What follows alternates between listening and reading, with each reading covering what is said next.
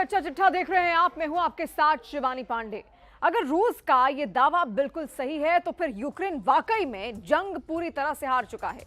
आप पुतिन की खूनी जंग का इसी से अंदाजा लगा सकते हैं कि रूसी सेना ने यूक्रेन के 1100 टैंक और लड़ाकू बख्तरबंद वाहन को महज 30 दिन के अंदर तबाह कर डाला।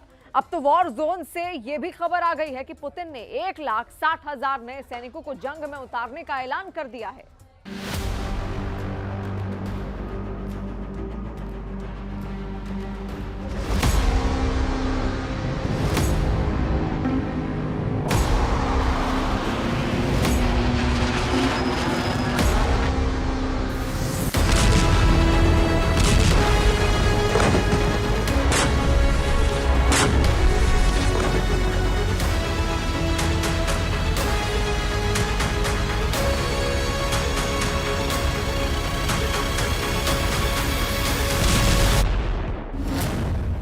पुतिन ने पलटी बाजी, 30 दिन में मारे 22,000 यूक्रेनी सैनिक।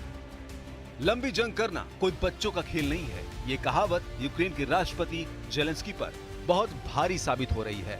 हम आपको हारते हाफते यूक्रेन को कुचलने में जुटे पुतिन का वो वॉर प्लान दिखा रहे हैं जिसने यूक्रेन की जमीन को यूक्रेनी सैनिकों का कब्रिस्तान बना दिया है। पिछले 24 घंटे में ही रूसी सेना ने जमीन और आसमान से कम 763 से ज्यादा हमले किए हैं। तबाह होते यूक्रेन की बर्बादी देखकर अब तो राष्ट्रपति ट्रंप भी बौखलाने लगे हैं।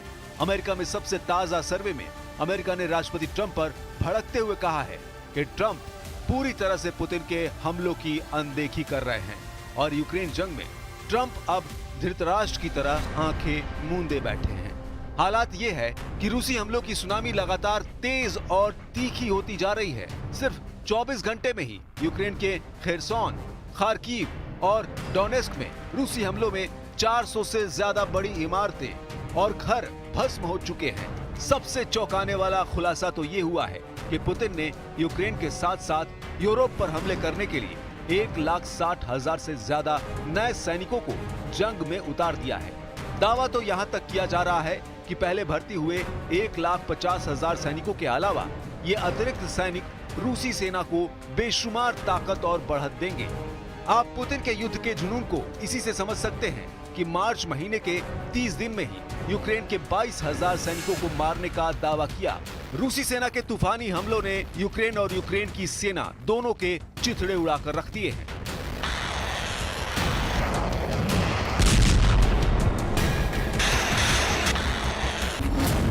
कुर्स से पोक्रोवस्क तक भून डाला, उड़ा दिए जेलेंस्की के 1100 टैंक। जब से डोनाल्ड ट्रंप अमेरिका के 47वें राष्ट्रपति बने हैं, उसके बाद से रूस के यूक्रेन पर हमले कम होने के बजाय बेहद तेज हो चुके हैं। हालात यह है कि राष्ट्रपति ट्रंप किसी भी कीमत पर पुतिन के खिलाफ खुलकर युद्ध नहीं करना चाह रहे हैं, जैसा कि अमेरिका के पूर्व राष्ट्रपति बाइडेन कर रहे थे। इधर पुतिन ट्रंप की इस सोच का फायदा उठाते हुए यूक्रेन के ज्यादा से ज्यादा इलाकों पर कब्जा करने में जुटे हैं। यही वजह है कि पूर्वी, दक्षिणी और उत्तरी यूक्रेन पर रूस के हमले बेहद तेज हो गए हैं। रूसी वायुसेना के सुखोई 35, सुखोई 27, सुखोई 34 और मिग 29 ने यूक्रेन के एयर डिफेंस को तेजी से तबाह करना शुरू कर दिया है। यूक्रेनी सेना के एयर डिफेंस पर ज्यादा से ज्यादा हमले करने के पीछे रूसी सेना का सिर्फ एक मकसद है, यूक्रेनी सेना को अंधा कर देना, ताकि रूसी मिसाइलों और ड्रोन हमलों से यूक्रेन को जबरदस्त हार दी जा सके। पुतिन के इस प्लान का असर भी यूक्रेन की जमीन पर साफ दिखने लगा है। जेलेंस्की ने खुद दावा किया है कि पिछले एक हफ्ते से ऐसी कोई रात नहीं गुजर रही है जब चिंगारते और दहाड़ते ड्रोन और मिसाइलें यूक्रेनी शहरों को तबाह न कर रही हो।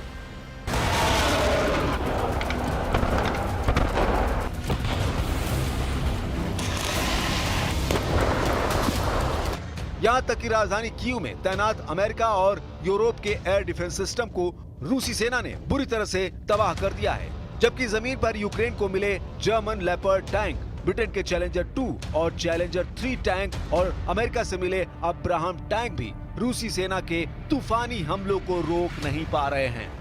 हम आपको मार्च महीने के आंकड़े दिखाते हैं, जिससे साबित होता है कि यूक्रेनी सेना के पास बहुत जल्द जंग लड़ने के लिए हथियार नहीं बचेंगे। यूक्रेन जंग को 37 महीने हो गए हैं। चौथे साल में चल रही जंग में अब युद्ध ऐसे मौके पर पहुंच गया है जहां यूक्रेनी सेना बुरी तरह से तबाह हो रही है।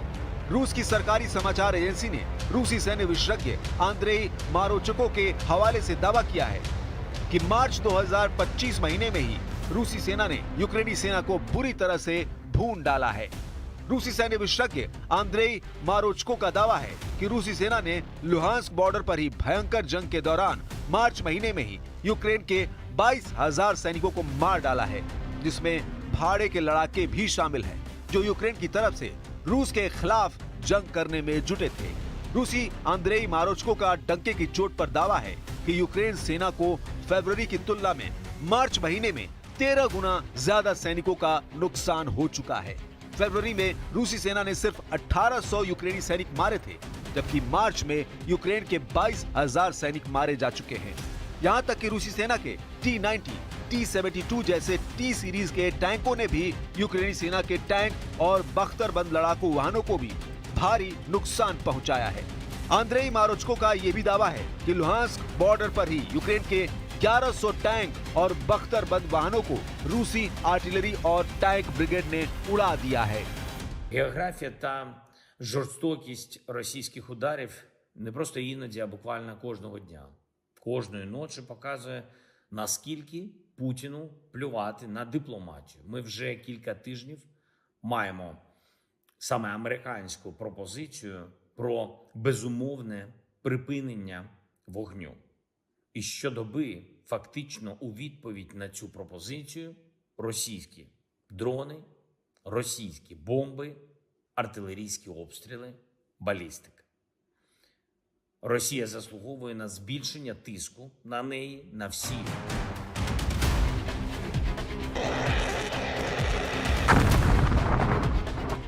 दूसरी तरफ राष्ट्रपति जेलेंस्की के पास सिर्फ एक आखिरी उम्मीद बची है कि यूरोप के 25 देश यूक्रेन की तरफ से सीधी जंग में कूद पड़े। यही वजह है कि 20 जनवरी 2025 के बाद से यूरोपीय यूनियन और यूरोपीय देशों की 3 से 4 मीटिंग हो चुकी है, जिसमें जेलेंस्की ने बार बार यूरोप को चेतावनी देते हुए कहा है कि अगर यूक्रेन पर पुतिन का कब्जा हुआ तो अगला नंबर यूरोप का होगा। पेरिस और ब्रसेल्स में 3 मीटिंग हो चुकी है, जबकि यूरोप से अलग ब्रिटेन की राजधानी लंदन में भी यूक्रेन की मदद को लेकर बड़ी मीटिंग हो चुकी है। लेकिन दिक्कत यह है कि अमेरिका के बिना यूरोपीय देश रूस से सीधी जंग का खतरा मोल नहीं ले पा रहे हैं, या कहें कि बिल्ली के गले में घंटी कौन बांधे ये यूरोपीय देश तय नहीं कर पा रहे हैं। जबकि दूसरी तरफ पुतिन का जंगी प्लान इतना विध्वंसक हो चुका है जो यूक्रेन के वजूद के साथ साथ यूरोप के वजूद के लिए भी खतरा बन चुका है। France, Britain, Germany, Poland, Latvia, Estonia और लिथुआनिया जैसे देशों में डर पैदा हो गया है कि रूस अपने बेतहाशा फौज के साथ रूस और बेलारूस की तरफ से यूक्रेन और यूरोपीय देशों पर हमला कर सकता है। पिछले 24 घंटे में रूस ने यूक्रेन पर किस तरह से हमले किए हैं, जरा इसे भी देख लीजिए। 24 घंटे में रूस के 763 हमले, यूक्रेन की 400 इमारतें भस्म। आप रूसी सेना के तूफानी हमलों का इसी से अंदाजा लगा सकते हैं कि यूक्रेन के खार्किव, कुपियांस्क, लिमन, टोरेस्क और पश्चिम रूस के कुर्स्क मोर्चों पर यूक्रेनी सेना को भारी नुकसान पहुंचा है। 12 घंटे पहले ही यूक्रेनी सेना की रूसी सैनिकों के साथ 176 मोर्चों पर आमने सामने की जंग हुई है, जिनमें पोक्रोवस्क में 64 मोर्चों पर जंग हुई है। पोक्रोवस्क में चल रही बेहद खूनी जंग की एक वजह यह भी है कि पुतिन हर हाल में पोक्रोवस्क पर कब्जा पूरी तरह से चाहते हैं।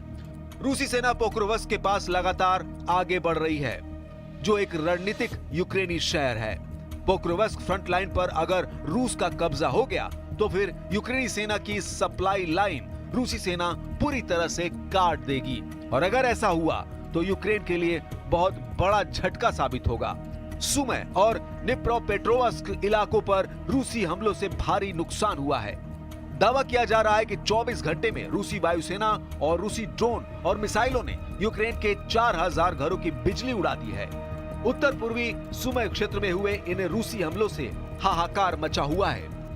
Ніч було загалом 172 ударні дрони. Over the past night, there were a total of 172 attack drones, more than 100 of them being Shaheds. Such massive drone strikes are now happening almost daily, along with missile and ballistic threats. Our partners must understand that these Russian strikes target not only our people, but also all international efforts, diplomatic efforts aimed at ending this war. Russia is striking against the positions of everyone who seeks to end the war.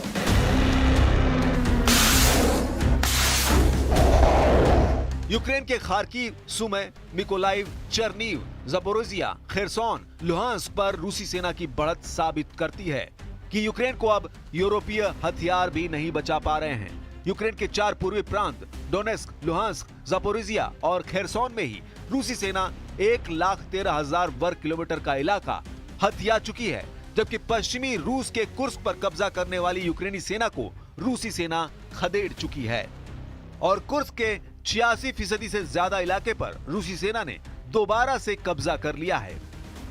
Ukraine में बढ़ते हमलों की संख्या से साफ है कि Putin ने जो यूक्रेन जंग शुरू की है वो जल्द रुकने वाली नहीं है। पुतिन खुद दावा कर चुके हैं कि दुनिया भर में जितनी मिसाइलें एक दिन में बनती है उससे 3 गुना मिसाइलें रूस हर दिन बनाता है। आप पुतिन के इन दावों से अंदाजा लगा सकते हैं कि रूसी सेना कितनी व्यापक जंग की तैयारी कर चुकी है। वॉशिंगटन डीसी थिंक टैंक के आकलन के मुताबिक कुपियांस्क के खार्किव शहर को घेरने की रूसी योजना लंबे वक्त के लिए बनाई जा चुकी है। कुछ वॉर एक्सपर्ट्स का यह भी दावा है कि पुतिन का रूस 1/4 यानी 25% यूक्रेनी इलाकों पर कब्जा करने के बाद ही जंग रोकेगा। पुतिन को पता है कि रूसी बॉर्डर से सटे यूक्रेनी इलाकों के 25% इलाके पर अगर रूस का कब्जा हो गया तो फिर यूक्रेन कभी भी नेटो में शामिल नहीं हो पाएगा। यही वजह है कि इस वक्त रूसी सेना ताबड़तोड़ हमले यूक्रेन पर कर रही है। मार्च 2025 में ही रूस ने यूक्रेन के 52 tank, 2 RKSA-12 multiple launch rocket system, 338 field artillery gun और 63 इलेक्ट्रॉनिक काउंटर बैटरी, 94 गोला बारूद डिपो, 2 बड़े ईंधन डिपो यूक्रेन के तबाह हो चुके हैं।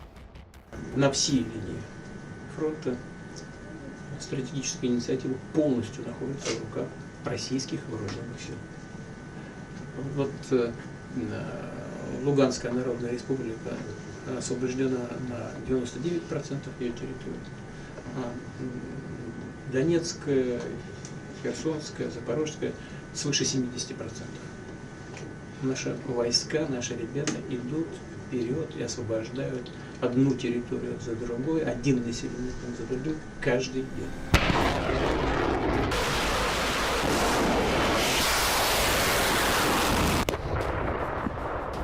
इन हालातों को देखकर ही वॉर एक्सपर्ट्स दावे कर रहे हैं कि पुतिन ने साल 2026 तक लगातार युद्ध करने का प्लान बना लिया है। ऐसा दावा ISW की तरफ से भी किया जा रहा है। ऐसे हालात में जेलेंस्की का नया दावा सोचने को मजबूर करता है कि यूक्रेन के बाद नेटो देश पोलैंड और लिथुआनिया पर पुतिन का रूस जल्द ही बड़ा हमला कर सकता है। रूस यूक्रेन जंग को 1034 दिन से ज्यादा का वक्त हो चुका है। 3 साल की जंग में यूक्रेन में भयंकर तबाही हो चुकी है। चौथे साल में चल रही जंग तो यूक्रेन के लिए नासूर साबित हो रही है। हालात ये है कि जब से ट्रंप ने यूक्रेन की बड़े पैमाने पर सैन्य मदद बंद की है, उसके बाद से यूक्रेन पर रूस भूखे शेरों की तरह टूट पड़ा है। पिछले 24 घंटे में ही रूस ने यूक्रेन के उन इलाकों पर भयंकर हवाई और जमीनी हमले किए हैं जहां पर यूक्रेनी सेना खुद को मजबूत करने का दावा करती है। हम आपको दिखाते हैं कि कैसे पुतिन के खूनी हमलों ने यूक्रेन के कम से कम 4 प्रांतों के चिथड़े उड़ाकर रख दिए हैं। यूक्रेन के खार्किव प्रांत में ही पिछले 18 घंटे में काफी यूक्रेनी नागरिक मारे गए हैं। कुछ खबरों में दावा किया गया है कि खार्किव में 12 से ज्यादा लोग मारे गए हैं। खार्किव में रूसी हमले में यूक्रेन का सैन्य अस्पताल, शॉपिंग सेंटर, अपार्टमेंट, बड़ी इमारतें और सैन्य ठिकाने तबाह हुए हैं। रूस ने हवाई हमलों से तूफानी हमले किए हैं। यूक्रेन के सुमे, ओदेसा, डोनेट्स्क में रूस ने 11 ड्रोन से हमले किए हैं। रूस का दावा है कि यूक्रेन में दक्षिणी ज़पोरिज़िया क्षेत्र में शचे ब्राकी गांव और पूर्वी डोनेट्स्क क्षेत्र में पेंटेलेइमोनिवका पर कब्जा कर लिया है। मॉस्को ने यूक्रेन पर पिछले 24 घंटों में यूक्रेन के पावर प्लांट का धुआं निकाल कर रख दिया है। जेलेंस्की ने यूरोपीय देशों से 2 टूक कहा है कि अब वक्त आ गया है कि यूक्रेन में यूरोपीय देश जंग करने के लिए अपने सैनिक भेजे। बेहद गुस्से में जेलेंस्की ने साफ कहा है कि यूक्रेन को शांति सेना नहीं, यूरोप की स्पेशल फोर्स और हथियारों की सख्त जरूरत है। 2 ударні дрони. Over the past night, there were a total of 172 attack drones, more than 100 of them being Shaheds. Such massive drone strikes are now happening almost daily, along with missile and ballistic threats. Our partners must understand that these Russian strikes target not only our people, but also all international efforts, diplomatic efforts aimed at ending this war. Russia is striking against the positions of everyone who seeks to end the war.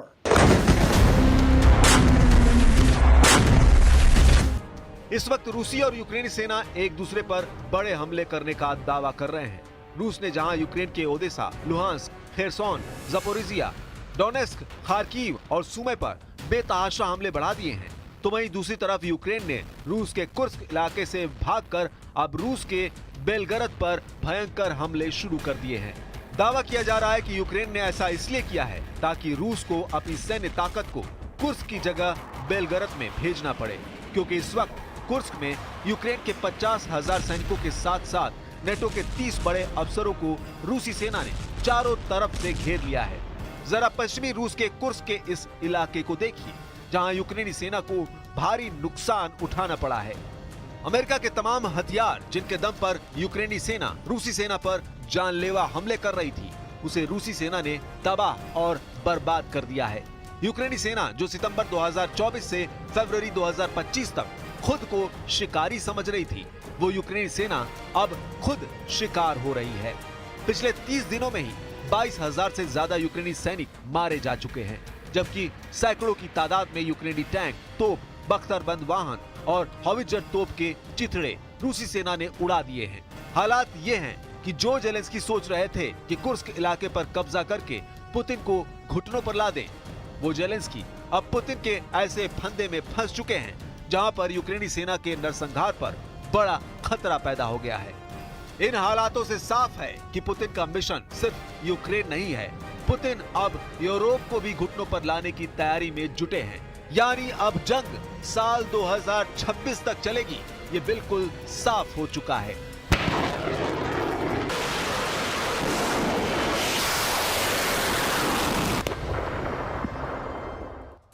America ने Iran पर हमले के लिए 2 जंगी बेड़े समंदर में उतार दिए हैं। लाल सागर में पहले से मौजूद अमेरिकी जंगी बेड़े हैरी ट्रूमैन के साथ अब यूएसएस कार्ल विल्सन भी ईरान के करीब पहुंच गया है। उधर डियागो बेस पर ट्रंप ने 6 बम वर्षकों को हमले के लिए तैनात कर दिया है। अमेरिका के हथियारों की तैनाती के बाद ईरान के सुप्रीम लीडर अली खामनेई ने एटमी धमकी दी है। खामनेई के सलाहकार अली लारजानी ने चेतावनी दी है कि ईरान पर हमला हुआ तो जवाब परमाणु धमाके से दिया जाएगा। इस बीच तुर्की ने इजरायल पर T4 अटैक का ऑर्डर दे दिया है।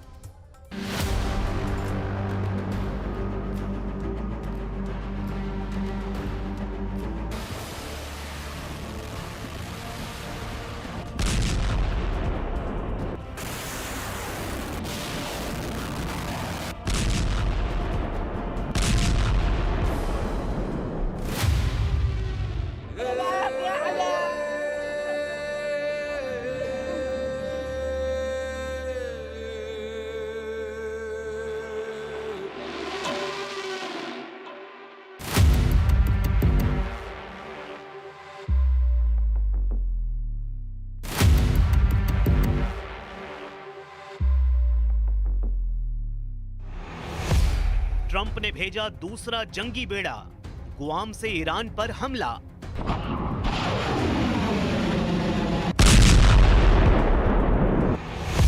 ट्रूमैन मिसाइल बरसाएगा, विल्सन बम फोड़ता जाएगा।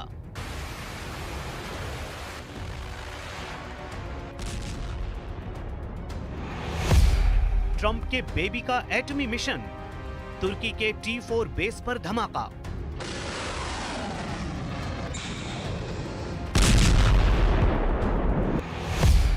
साथ युद्ध लड़ने लगा इजराइल, एर्दोआन का प्लान कामयाब।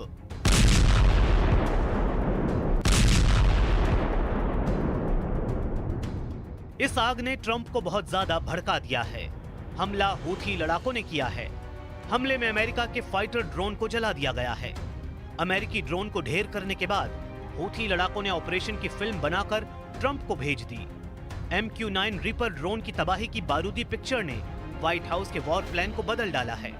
अमेरिका ने ईरान के खिलाफ अब पूरी ताकत से हमले का मिशन ऑन कर दिया है। सुपर पावर ने युद्ध में दूसरा जंगी बेड़ा भेज दिया है। ईरान की घेरेबंदी करीब करीब पूरी हो चुकी है।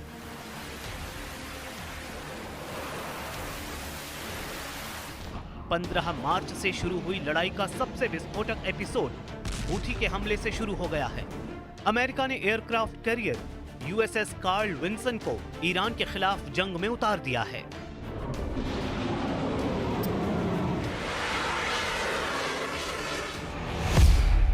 US नेवी का विध्वंसक जंगी बेड़ा कार्ल विंसन 24 मार्च को गुआम पहुंचा था। गुआम से कार्ल विंसन को लाल सागर में भेजा गया है, जहां कार्ल विल्सन और हैरी एस ट्रूमैन साथ में ऑपरेशन शुरू करेंगे। हैरी एस ट्रूमैन 15 मार्च से हूथी लड़ाकों पर हवाई हमले कर रहा है। ट्रंप ने हूथी फोर्स पर डबल प्रहार का बंदोबस्त कर दिया है। कार्ल विल्सन को ईरान के करीब भेजकर ट्रंप ने अपने मंसूबे साफ कर दिए हैं। ट्रंप फुल फोर्स में हमले का मूड बना चुके हैं, यानी दुश्मन पर कोई रहम नहीं होगा।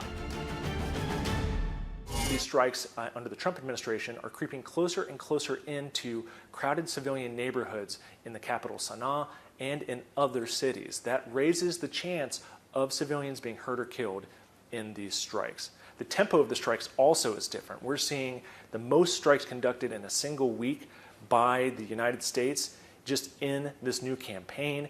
It's staggering compared to what we saw in the Biden administration, even at the start when they began these strikes back in the early part of 2024. Super power के सबसे खतरनाक जंगी बेड़े की वॉर जोन में एंट्री की जरूरत क्यों पड़ी है? क्या अमेरिका परमाणु हमले की हद तक जाने वाला है? क्या ट्रंप खामेनेई की धमकी को बहुत सीरियसली ले बैठे हैं? कार्ल विंसन को ही ईरान को जला डालने के लिए क्यों चुना गया है? आगे जानेंगे। पहले वो बारूदी तांडव देखिए जिसने गाजा पट्टी को राख में बदल डाला है। प्रेसिडेंट ट्रंप ने जैसे ही ईरान फ्रंट पर प्रेशर बढ़ाया, इजराइल ने लड़ाका फोर्स की बर्बादी का एक्सेलेरेटर दबा दिया है। इजराइल ने गाजा और लेबनान में भीषण हमले शुरू कर दिए हैं।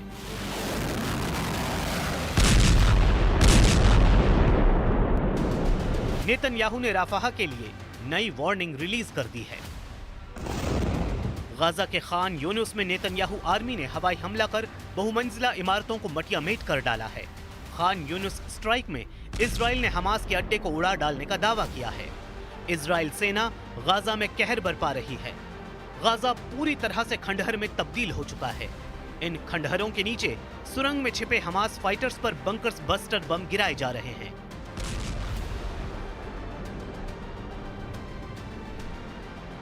इजराइल गाजा पर टोटल कंट्रोल का मिशन ऑन कर चुका है। इजराइल ने गाजा के बड़े हिस्से पर कब्जा करने के लिए हवाई हमले के साथ ग्राउंड पर सैन्य अभियान को और तेज कर दिया है। रक्षा मंत्री इजराइल काट्ज ने सेना को जमीनी हमले तेज करने का ऑर्डर दिया है।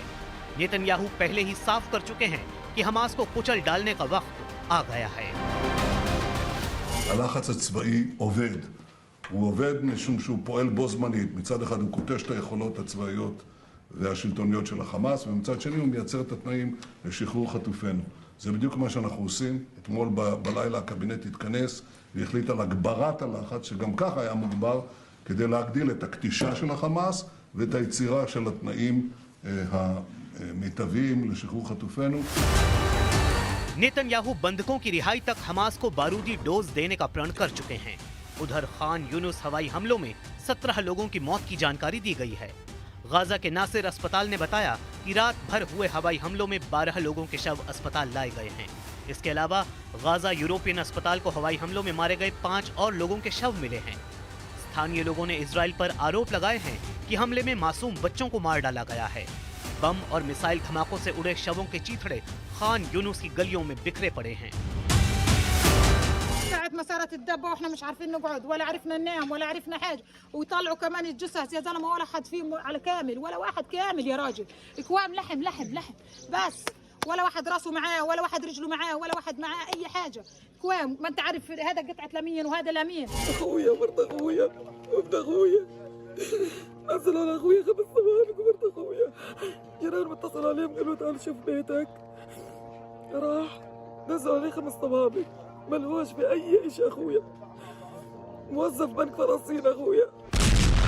खान यूनिस में बड़े हमले के साथ इजराइल ने राफाह को जल्द से जल्द खाली करने की धमकी दी है। नेतन्याहू आर्मी ने वार्निंग में कहा है कि जल्द से जल्द लोग राफाह से निकलकर मुवासी की तरफ जाएं। मिस्र बॉर्डर के करीब का ये हिस्सा गाजा को बाहरी दुनिया से जोड़ने का इकलौता रूट है।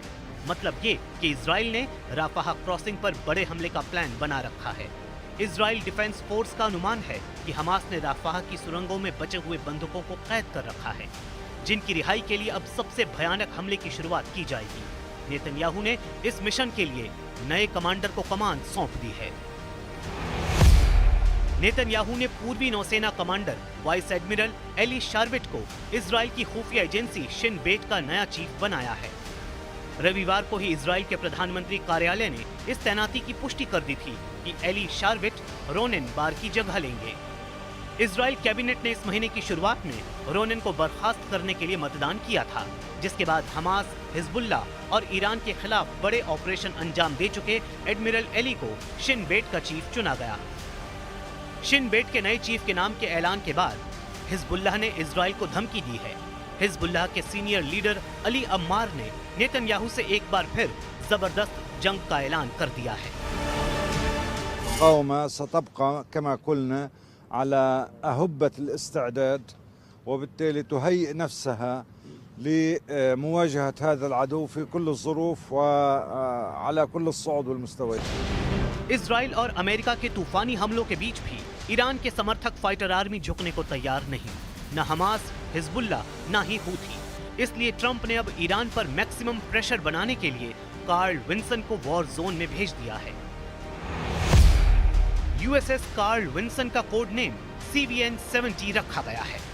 ये यूएस नेवी का तीसरा निमित्ज क्लास सुपर कैरियर है, जिसमें हेलीकॉप्टर और लड़ाकू जेट सहित 60 से 70 विमान होते हैं।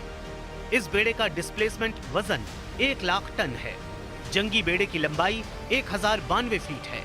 कार्ल विंसन पर MK-57 mode 13C sparrow launchers तैनात हैं।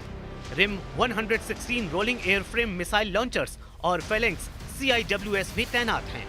कार्ल विंसन खाड़ी में पहले भी बड़े ऑपरेशन अंजाम दे चुका है। Operation desert strike, operation Iraqi freedom और ऑपरेशन ड्यूरिंग फ्रीडम की सफलता के लिए कार्ल विंसन का डंका बजता है। कार्ल विंसन यूएस नेवी का वो जहाज है जिसके डेक पर आतंकी सरगना ओसामा बिन लादेन की बॉडी को रखा गया था। इसी बैटलशिप के जरिए लादेन को समुद्र में दफनाया गया था। जिस जंगी बेड़े ने टेरर सरगना को दफनाया, उसे ट्रंप ने ईरान की हेकड़ी गुल करने के लिए भेजा है। उधर ईरान ने ट्रंप को मैसेज दिया है कि अगर हमला हुआ तो एटम बम के धमाके से सुपर पावर को जवाब दिया जाएगा। ईरान के supreme leader Ayatollah Ali Khamenei के सलाहकार अली लारिजानी ने ट्रंप को चेतावनी देकर कहा है, अगर संयुक्त राज्य अमेरिका या उसके किसी सहयोगी की ओर से हम पर हमला किया गया तो ऐसे में ईरान को भी परमाणु हथियार को हासिल करना ही होगा। ईरान ऐसा कुछ करना नहीं चाहता है, लेकिन हमारे पास इसके अलावा कोई दूसरे ऑप्शन नहीं। अगर किसी भी समय अमेरिका खुद या इजराइल बमबारी करता है तो ऐसे में आप ईरान को बिल्कुल अलग तरीके से चर्चा करने के लिए मजबूर कर देंगे। ईरान ललकार रहा है, ट्रंप हथियारों की तैनाती कर रहे हैं, लेकिन इन सब से अलग तुर्की अपनी अलग ही चाल चल रहा है। तुर्की ने इजराइल की टेंशन सबसे ज्यादा बढ़ा रखी है। तुर्की ने सीरिया के T4 एयरबेस पर कब्जा करना शुरू कर दिया है।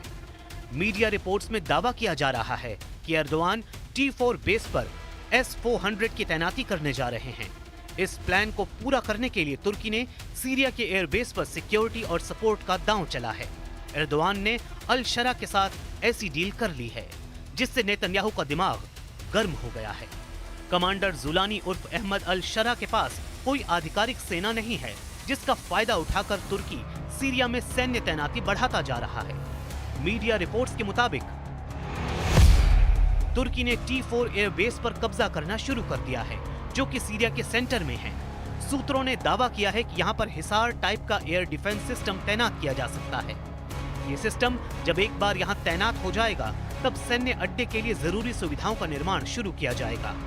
तुर्की का इरादा एयरबेस से सर्विलांस और हथियारबंद ड्रोन की तैनाती का है। तुर्की के ड्रोन में लंबी दूरी तक हमला करने की ताकत है। वहीं एयर डिफेंस सिस्टम की मदद से इजरायली ड्रोन से लेकर फाइटर जेट को मार गिराने की क्षमता बढ़ाई जाएगी। सीरिया में खौफनाक इरादे से आगे बढ़ रहे एर्दोआन ने मिशन को आतंकवाद के खिलाफ अभियान बता रखा है। Suriye'nin terörden arındırılmasına yönelik her türlü çabayı doğru yönde atılmış bir adım olarak görüyoruz. Dün varılan mutabakatın eksiksiz uygulanması Suriye'nin güvenliğine तुर्की की तिकड़म इशारा कर रही है कि नेतन्याहू को सातवें फ्रंट पर सबसे भीषण युद्ध लड़ना होगा, मगर नेतन्याहू तुर्की से पहले ईरान से हिसाब चुकता करने के मूड में है। प्रेसिडेंट ट्रंप भी शायद यही चाहते हैं।